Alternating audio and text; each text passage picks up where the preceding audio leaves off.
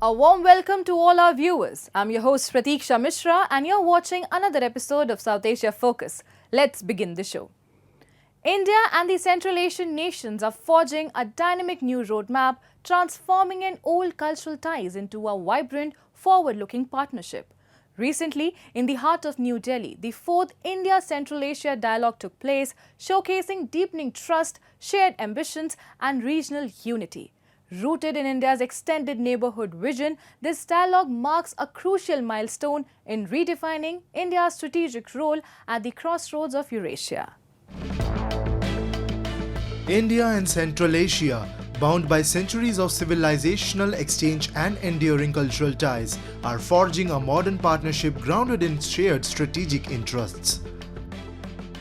That spirit came alive in New Delhi as External Affairs Minister Dr. S. Jaishankar inaugurated the 4th India-Central Asia Dialogue, reaffirming India's steadfast commitment to deepening engagement with this vital region. Positioned as a cornerstone of India's extended neighbourhood policy, the dialogue served as a vital diplomatic platform to strengthen cooperation across a region rich in resources and strategic potential. India deeply cherishes its millennia-old civilizational and cultural ties with Central Asia. These age-old bonds, forged through trade, exchange of ideas, and people-to-people contacts, have strengthened over time, evolving into a partnership which is defined by shared aspirations, shared opportunities, and common challenges. In a vibrant display of diplomacy and shared vision, Prime Minister Narendra Modi met the foreign ministers of Kazakhstan, Kyrgyz Republic, Tajikistan, Turkmenistan and Uzbekistan following the 4th India-Central Asia Dialogue. With a forward-looking talks, the leaders started a course for deeper collaboration touching on trade, energy, security and cutting-edge technologies. Earlier, the ministers also came together with Indian business leaders at the Indian Central Asia Business Council, strengthening economic bridges and spotlighting trade and investment as key engines of regional growth. This high-level engagement signals more than just diplomacy. It's a step towards a dynamic, interconnected future where India and Central Asia grow together as strategic partners in progress. Kazakhstan is well positioned to boost up natural synergies with India in trade, connectivity, critical mineral dialogue, energy security, digital sector, and humanitarian ties. India is currently the fastest growing economic powerhouse, and according to some experts, very soon your country can become the 3rd largest economy of the world. Kazakhstan is ready to be a reliable long-term partner for India in achieving its ambitious goal under the Viksit Bharat program by increasing supplies of strategic energy resources, steel and metals, rare earth minerals, food and agricultural products.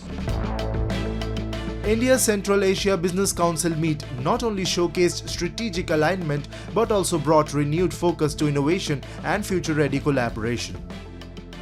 The foreign ministers emphasized the growing relevance of the India's Central Asia Business Council, urging its expansion into high-impact domains like artificial intelligence, digital technologies, and knowledge exchange platforms, areas where India is fast emerging as a global leader. We attach great importance to the activities of the Central Asia-India Business Council. The experience and framework established under this council must now be actively utilized and expanded. We would like to initiate systematic collaboration in high technologies, artificial intelligence, and explore India's experience in building digital platforms. The joint potential of India and Central Asia countries is not only an opportunity for mutual growth, but also the prospect of establishing a new hub for sustainable development and global power in the 21st century. India and the Central Asian nations are not just revisiting their historical ties, they are reimagining them for a future driven by innovation, connectivity, and shared prosperity. From minerals to markets, from digital platforms to green energy, the contours of this partnership are expanding with ambition and purpose. At the crossroads of geography and strategy, India-Central Asia dialogue marks a pivotal stride in India's growing presence in Eurasia, anchored in mutual trust, cultural kinship, and a collective commitment to shaping a more inclusive, stable, and a prosperous region. India and Australia reinforcing their strategic partnership with defence and regional security taking centre stage. At a high-level meeting in New Delhi, both nations reaffirmed their commitment to counter-terrorism and maritime cooperation. As regional tensions grow, leaders emphasize the importance of a strong, rules-based Indo-Pacific. With plans to expand collaboration across defence, intelligence and industry, the India-Australia alliance is poised to play a pivotal role in shaping regional stability and global security dynamics. India and Australia continue to deepen their comprehensive bilateral relationship grounded in shared democratic values, strategic alignment, and robust people-to-people connections. Over the years, their partnership has grown significantly across sectors including trade, education, climate action, and especially defense. In a high-level bilateral meeting held in New Delhi on Wednesday, Indian Defence Minister Rajnath Singh and Australian Deputy Prime Minister and Defence Minister Richard Marles reaffirmed their strong defence ties and reiterated their shared commitment to countering terrorism. We want to make clear that Australia stands with India and all countries in combating terrorism. We acknowledge and we welcome the stoppage in military activity. We see this as an act of Indian leadership. But we will continue to work with India as we combat terrorism in all its forms. As regional security dynamics evolve, India and Australia are looking to build a stronger and more resilient defence partnership. The Australian Defence Minister emphasised the need to deepen bilateral defence cooperation through strategic initiatives. He outlined Australia's intent to pursue an ambitious roadmap for maritime security and defence collaboration. We want to be ambitious in relation to the Joint Declaration of Defence and Security. We'd like to be ambitious in respect of the Maritime Security and Cooperation Roadmap. We see both of those as being two really critical steps forward in elevating the defence relationship even further, and there's more that we will be able to talk about across a range of areas: defence industry, intelligence sharing, how we are working together within the Indian Ocean region, and we look forward to the conversation today in respect of that. With regional tensions on the rise, defence cooperation between like-minded nations has become increasingly crucial. Indian Defence Minister Rajnath Singh acknowledged Australia's support during a time of heightened security challenges for India. He also underscored the importance of mutual cooperation amid regional tensions. This meeting is happening at a time when India is facing extreme challenges at our western border, and we have taken steps in response to barbaric incident in Kashmir. We thank Australia for its support on this issue. The bilateral talks mark another significant step forward in the India-Australia strategic partnership, especially in defence and security cooperation. Both countries continue to emphasize a shared vision for a free, open, and rule-based Indo-Pacific region. Time now for Asia This Week, the stories from across the continent. More than 240 people were killed when an Air India plane bound for London crashed moments after taking off from the city of Ahmedabad on Thursday, in the world's worst aviation disaster in a decade. The Boeing 7878 Dreamliner, with 242 people on board, which was headed for Gatwick Airport south of the British capital, had only one survivor after it crashed onto a medical college hostel during lunch hour.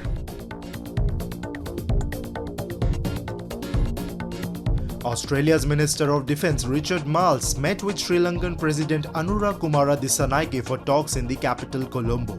During his visit, Marles also held discussions with his Sri Lankan counterpart. The visit aimed to further strengthen bilateral cooperation and enhance collaboration in the defence sector between the two countries, according to Sri Lanka's official government news portal. North Korean leader Kim Jong-un said in a message to Russian President Vladimir Putin that his country will always stand with Moscow. In a message for Russia Day, a patriotic holiday celebrating Russia's independence, Kim called Putin his dearest friend and praised their bilateral relation as a genuine relationship between comrades in arms.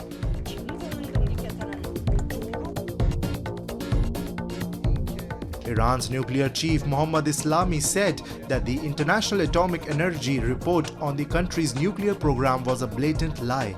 The IAEA said last month that Iran carried out secret nuclear activities with material not declared to the UN nuclear watchdog at 3 locations that have long been under investigation. Moving on. Pakistan is once again prioritizing military expenditure over basic needs. In the latest federal budget, the Shehbaz Sharif government has substantially increased defense spending despite soaring inflation, rising debt and millions of people grappling with higher living costs. While the government highlights its military successes, the average Pakistani sees little improvement. Pakistan's latest federal budget has once again revealed the state's skewed priorities. At a time when the nation faces economic turmoil and public hardship, the government has chosen to significantly hike defense spending. In a move that reflects its growing military obsession, the Pakistani government has ramped up defense spending by a staggering 20% for the fiscal year 2025-26. Pakistan's Finance Minister Mohammad Aurangzeb, while presenting the federal budget on June 10, confirmed the allocation of 2.55 trillion rupees, that is $9 billion to the defense sector. मुल्की दफा हुकूमत की अहम तरीन तरजीह है इस कौमी फर्ज के लिए 2,550 अरब रुपए फराहम किया जाएंगे. The announcement comes just weeks after a deadly terrorist attack in Jammu and Kashmir's Pahalgam that was linked to Pakistan-based terror outfit Lashkar-e-Taiba. Instead of investing in development, Islamabad appears to be celebrating the conflict by bolstering its military machinery, even as it slashes overall federal expenditure by 7%, setting it at 17.57 trillion rupees. While a modest 10% increase in salaries for government employees and 7% hike in pensions have been proposed, citizens and experts alike say that the relief measures are cosmetic in the face of rampant inflation and utility taxes.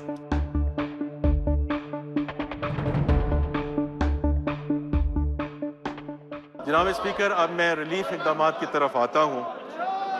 तनख्वाहदार तबके के लिए tax में कमी के साथ साथ हुकूमत ने अपनी माली मुश्किलात के बावजूद सरकारी मुलाजमीन के लिए रिलीफ इक़दामात का फैसला किया है, जिनकी तफसील ये है. वफाकी हुकूमत के तमाम मुलाजमीन ग्रेड 1 ता 22 की तनख्वाह में 10% इजाफा तजवीज़ किया जा रहा है. रिटायर्ड मुलाजमीन की पेंशन में 7% इजाफे की तजवीज़ है. बजट में सबसे ज़्यादा रखा है सलामती के लिए, पाकिस्तान का आर्मी के लिए वो बहुत ज़्यादा रखा है. डिफेंस के लिए ना बहुत ज़्यादा बजट रखा है. उससे थोड़ा कम कर लेता था, उस पर कम करके चलो दूसरा उसमें दे देता. जो 15% होता है 20% समझ में आता था. 10% तो मैं कहता हूँ ये पहली दफ़ा है कि 32 साल का मैंने तजुर्बा में ये एक तमाशा है. The economic crisis is deepening.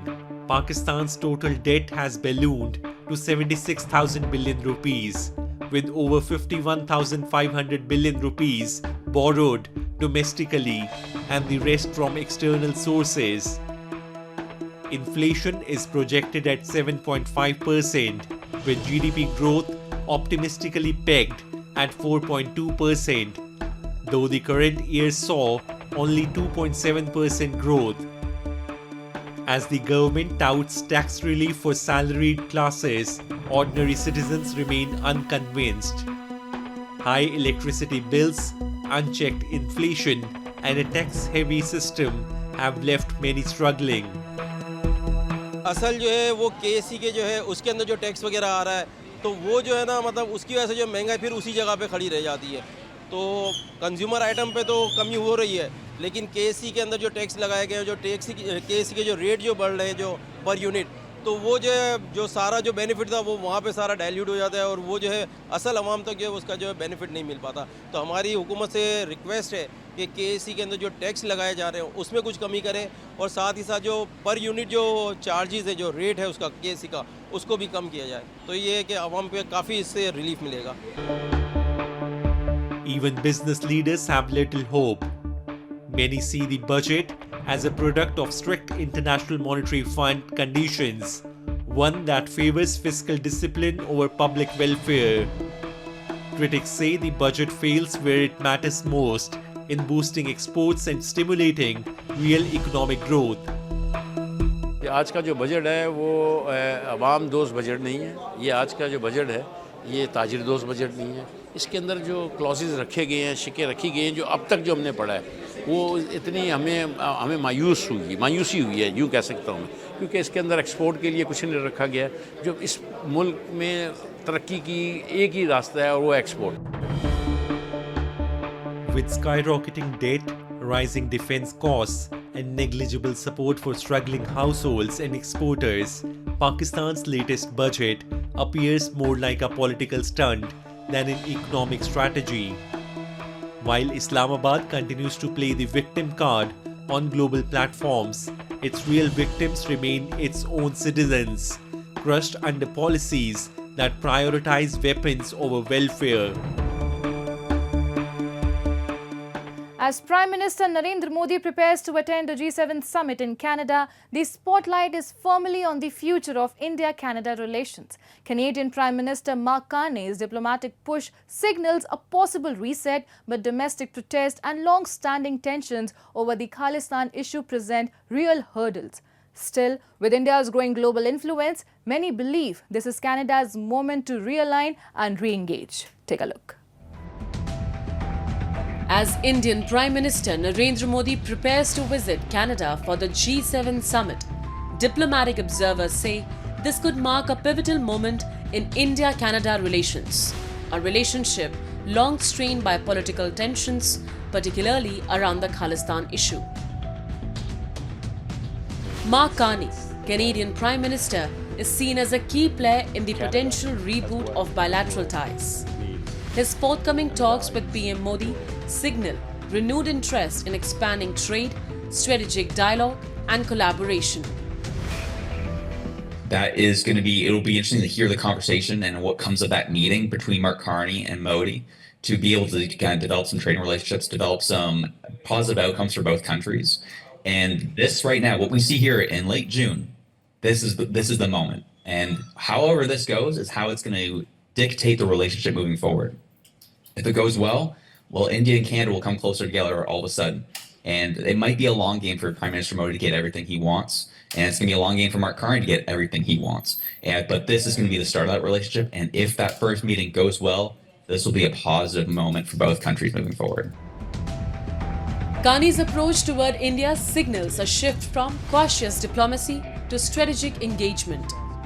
His campaign rhetoric had already indicated a desire to reset Canada-India relations, recognizing India's growing role on the global stage.